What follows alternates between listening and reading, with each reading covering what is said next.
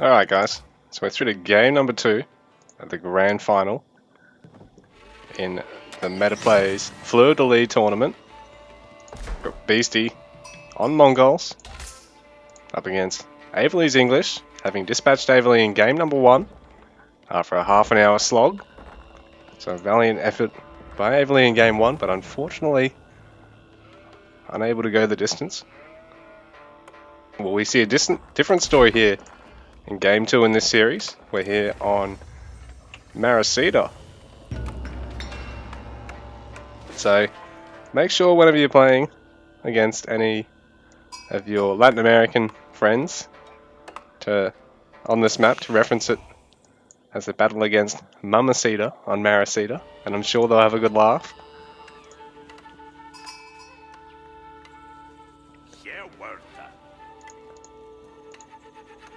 Hadley going for that gold, just for the food. No early meal for him.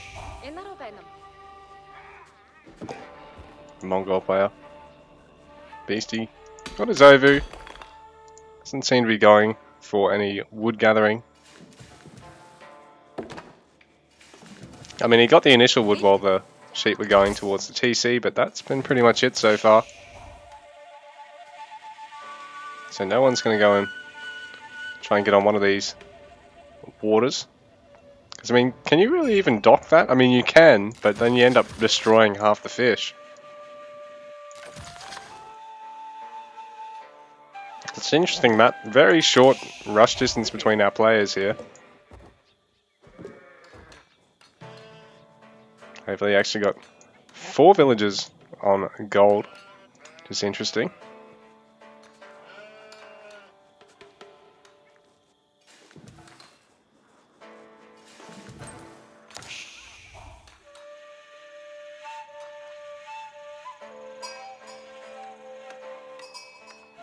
So Averly going on the wood now.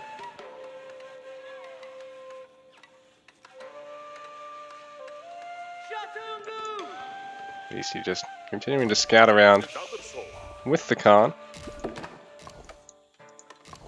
Players talking to one another, but I don't actually see the chat. Don't know why replays never save the chat logs. Oh, it must be because he lost his scout. Maybe he was commenting on that, or maybe Beastie was. But, I mean, he's already got plenty of sheep to go to his age up. But it means if he was going to try and go for a rush, there are still a couple more sheep out in the map. He could have grabbed first before he unfortunately dropped that scout. He probably would have grabbed this one on the way back too.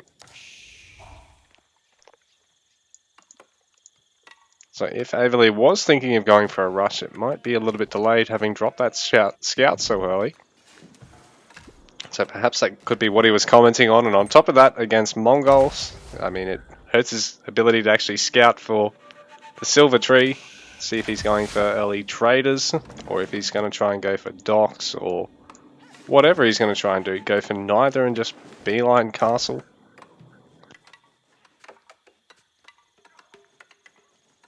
That Mongol player Beastie just scouting out.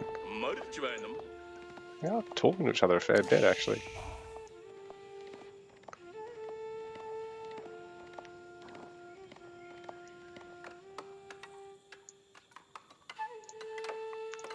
The barracks going down just as the council hall's finishing up here. Wants to apply pressure straight away. If he gets bowmen, he wants to be able to defend them with spears. He could even look at, I guess, sprinkling in man-at-arms if Beastie goes for lots of his own archers. To instant longbow production.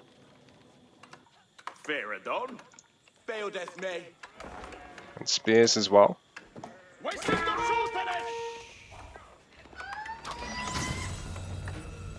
Khan deciding to not stick around because one more burst of that and he's dead.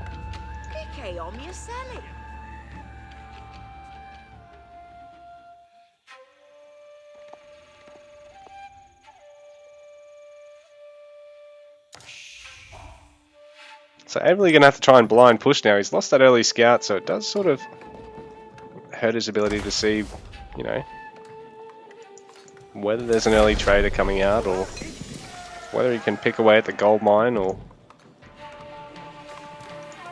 a straggler villager going to play something up at the Ovu, which is where Silver Tree's headed for the time being. Hopefully actually taking out the sheep first as well. The bowmen gonna have to get the hell out of there.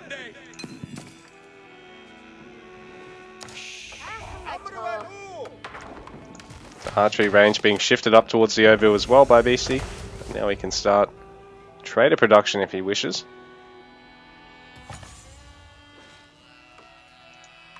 For now he might just be looking to make sure he's got the resources to start production of some pastures and try and get some bowmen out.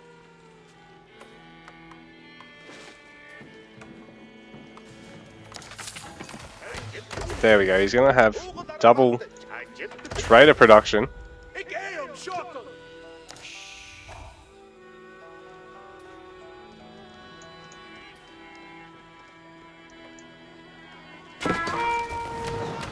Averly's going to have to be quick to kill the archers as they come out here.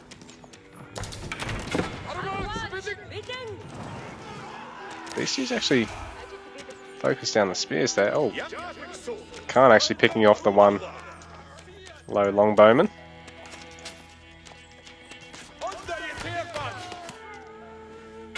Beastie getting his stables behind this. I guess that was the idea, to try and focus down the spears. But yeah, the longbows, if they go down here, Beastie's going to have the advantage because he can just kite the spears. Gonna grab another spear. There we go, double archer production. So it's costing him all his early stone he's generating with his Ovu. Not quite all of it, but a lot of it. Averly continuing to send across all his bowmen.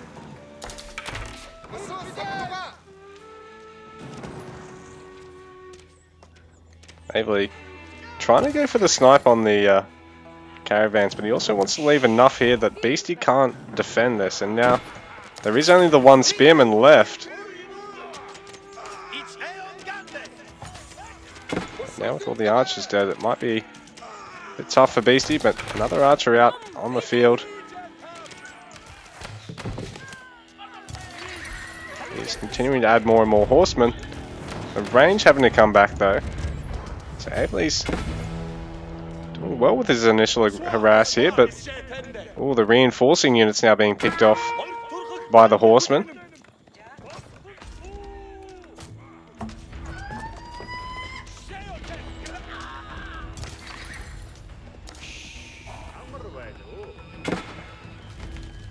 Now with the range and the stables safely back,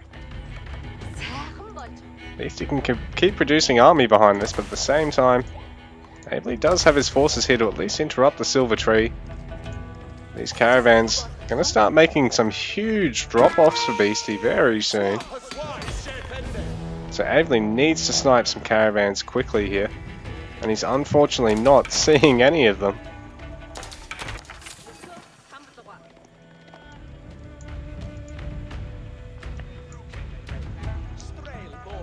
So I think this is actually a style of Mongols that Recon really started to popularize, where you just sort of risk it for the biscuit with Silver Tree, hang on with by the skin of your pants, and just do whatever the fuck you want as soon as that insane resource drop-off kicks in.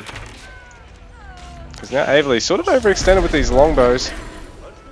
Not going to be able to get all the horsemen here, and a lot of his units off to the right. If he had have sort of off to the left, sorry, if he had have sort of collapsed here on Beastie's army, he might have been able to clean this up, but now it's going to be too little too late. He's sort of thrown away enough of that bowman ball that he can't just shadow for the spears. Now the spears not really going to be able to get any of the horsemen.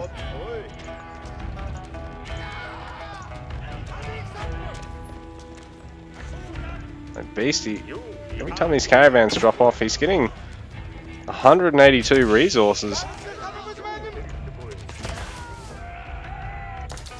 Not got a huge number of caravans, but He's going to slowly continue to add to that count as the game goes on.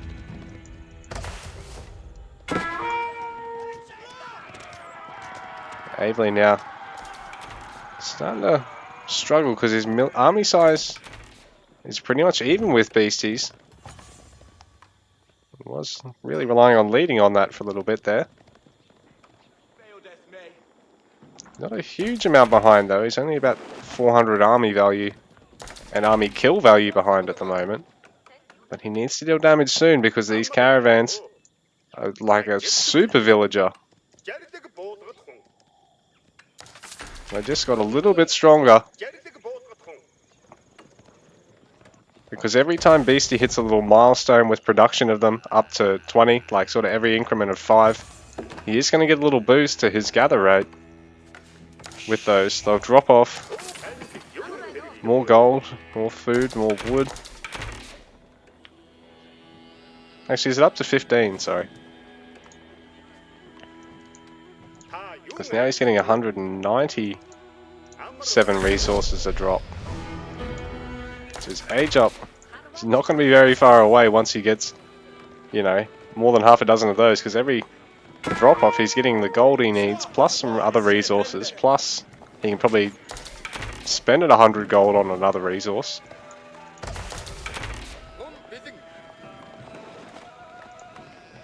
So Avely really slowly starting to trail in terms of army value. But still keeping up in terms of army size at the moment. But again, he needs to get on the caravans somewhere. It looks like Beastie's really preempted this. He's actually upgraded this outpost. Avely now forced to take a fight I don't think he's super comfortable with. He doesn't really have the spear count to ward off the horsemen anymore, so I think this force has been cleaned up, and Avely probably not going to find an opportunity to get in with these guys before the army comes back, and GG. He sort of threw away his opportunity in that game, unfortunately. Beastie, some very clean defense and a very greedy opening there. But holds it on, takes game number 2.